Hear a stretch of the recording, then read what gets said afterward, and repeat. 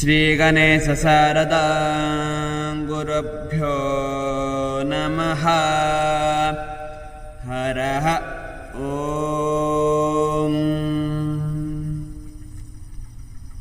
पञ्चाननमुखोद्भूतान् पञ्चाक्षरमनोपमान् पञ्चसूत्रकृतो वन्दे पञ्चाचार्यं जगद्गुरो।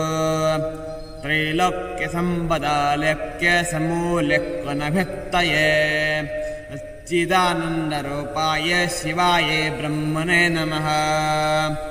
गुरुर्ब्रह्मा गुरुर्विष्णु गुरुर्देवो महेश्वरा। गुरुसाक्षात् परब्रह्म तस्मै श्रीगुरवे नमः। गुरवे सर्वलोकानां भिषजे भवरोगिणां निधये सर्वविद्यानां दक्षिणामूर्तये नमः। चैतन्यं शाश्वतं शान्तं व्योमातीतं निरञ्जनं नादबिन्दुः कलातीतं तस्मै श्रीगुरवे नमः। श्रीगुरुभ्यो नमः।